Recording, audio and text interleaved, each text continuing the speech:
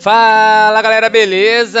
Estamos de volta aí com mais um vídeo bacana para você que é desenvolvedor, para você que está na área de desenvolvimento e quer um processo bacana aí para elaborar seu software ou apoiar na própria empresa aí mesmo, usando essa metodologia fantástica aí chamada de 12 fatores, né, o 12 Factor.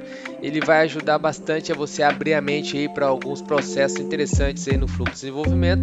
E a gente vai abordar aí cada um dos fatores referentes a essa metodologia para você ficar antenado aí e produzir software cada vez com mais qualidade, beleza? Bom, basicamente o que é o fator, né, os 12 fatores, é o Web Factor, né? É uma metodologia que visa garantir a entrega de um software como serviço seguindo alguns princípios, como por exemplo a portabilidade, escalabilidade, performance, uso de nuvens e implementação contínua. Então é como se fosse um compilado aí de um processo ponta a ponta aí para se produzir nos dias de hoje, né, softwares aí com qualidade.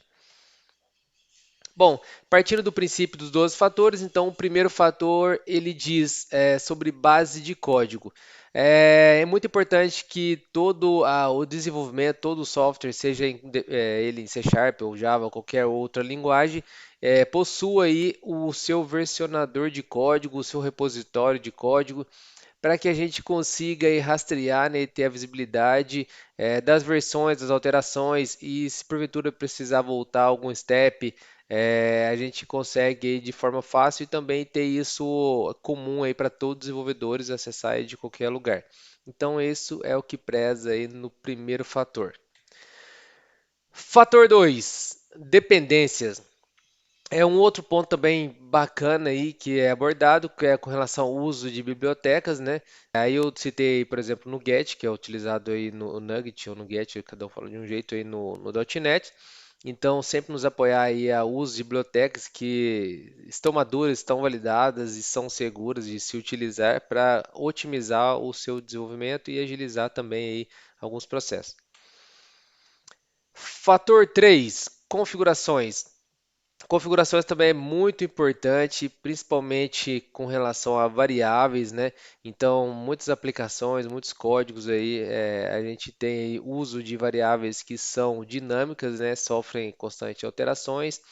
E para evitar aí que a gente faça um publish, ou um deploy ou gere um pacote aí da sua aplicação, a gente tem isso em arquivos de configuração. Então, se tem, né, no .NET tem o app settings config, né?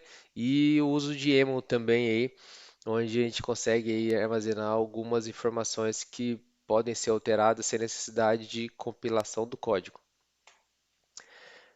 Fator 4. O fator 4 ele comenta sobre serviços de apoio, então ele cita aí nos exemplos, né, a questão aí de usar, por exemplo, banco de dados ou mensageria, que são serviços em rede, onde a gente consegue aí, através de configurações, ajustar para quem que a gente vai apontar e cada um tem seu papel e responsabilidade, então fica bem separado esse contexto. Bom, fator 5. O fator 5 ele fala sobre construa, lance, execute. Então, está falando praticamente aí do uso de pipelines, né, build, release, tudo de forma automatizada.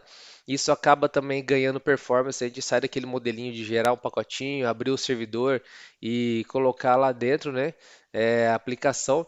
Minimiza a questão do erro, né? Então, tudo que é feito de forma manual está sujeito a erros, né? A gente pode jogar um arquivo lá que pode derrubar o seu site.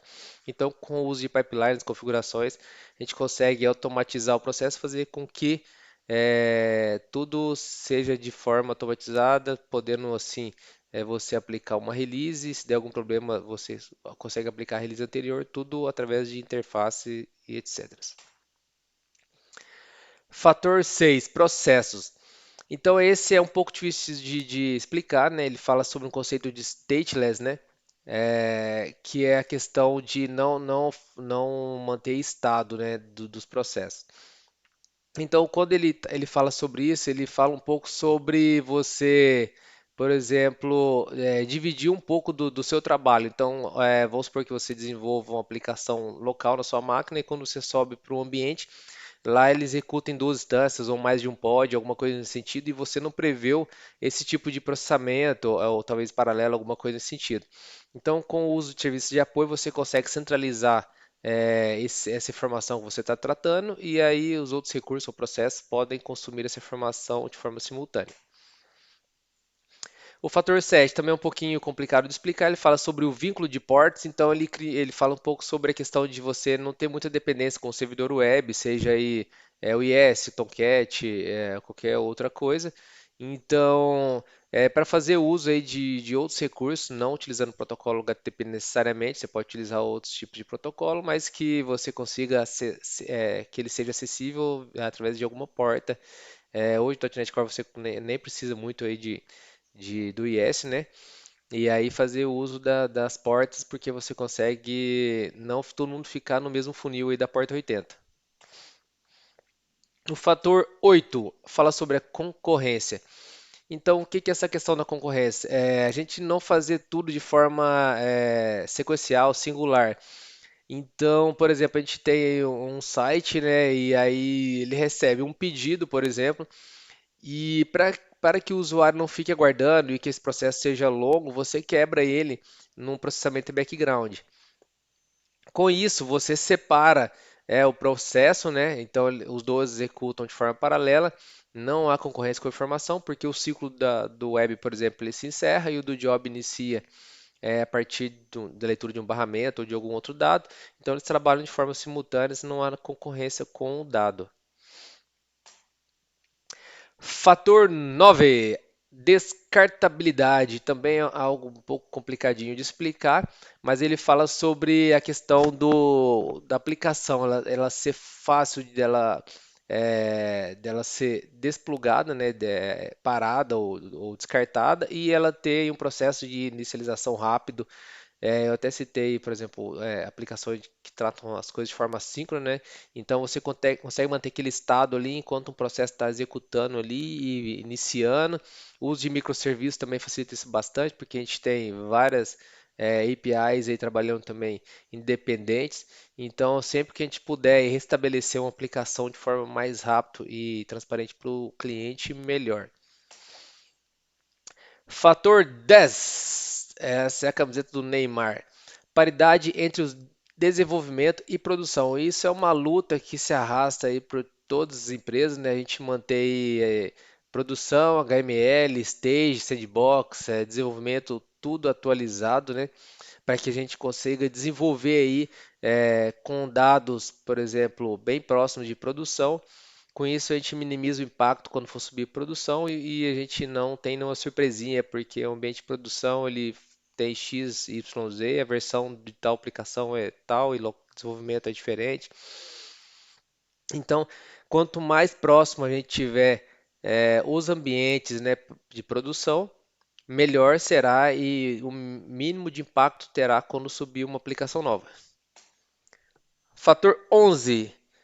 Muito esquecido aí por todos os desenvolvedores, também geralmente no processo de desenvolvimento ele é pouco esquecido porque é algo que eles entendem que pode passar batido, não precisa incluir no capacity porque vai aumentar o tempo de entrega do projeto e tal, mas é fundamental para a manutenção e o pós-deploy da aplicação. Principalmente o uso de informations, né, os traces da vida, tipo, entrou aqui, passou aqui, gerou esse dado como entrada e saída, e os comuns, né, que são os tratamentos de erros, quando gera uma exceção, para a gente conseguir ter fácil acesso a essa informação, interpretação e localização desse erro para que a correção seja o mais rápido possível. E para fechar aí o fator 12, temos processos administrativos. Então, esse processo administrativo envolve várias coisas. Eu citei como exemplo aí a questão das verificações constantes, né, no ambiente, no que diz respeito à performance das aplicações. Às vezes você projeta um sistema aí que ele opera aí com 1.000 acessos simultâneos, aí quando chega, por exemplo, Páscoa, Natal, ele dá um pico, aí você não está preparado para isso, e aí não foi se pensado em escalabilidade e tudo mais, até mesmo questão de atualizações, quanto mais atualizado ele tiver com relação às bibliotecas, melhor, porque aí previne fraudes, né? Então, o pessoal que desenvolve bibliotecas também estão preocupados com a questão de segurança. Então, quanto mais atualizado, melhor, para você aproveitar recursos, desenvolver recursos mais performáticos e seguros. Então, é mais essa questão do processo administrativo. Bom, pessoal, esse é o fator 12, né? Os 12 fatores, né? Como se diz aí. Vou mostrar para vocês aqui o site, né? Então, esse é o site do 12 Factor App, né? Ele fala aqui um pouco introdução, né? Sobre o que é a questão dessa metodologia. E aqui embaixo ele cita aí, lembrando que está em português, né?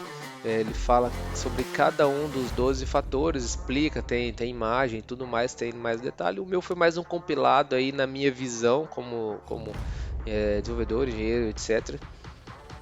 Para que facilite a interpretação dessa informação para você. Bom, espero que vocês tenham gostado aí dessa explicação. Estamos aí trabalhando aí seriamente para produzir conteúdo bacanas para vocês, voltados aí para todo o universo de desenvolvimento, né? Desenvolvimento, software e etc. E se você estiver curtindo, dá um like pra gente, para estar sempre aí motivando e a gente tá buscando aí conteúdos bacanas e atualizados para vocês.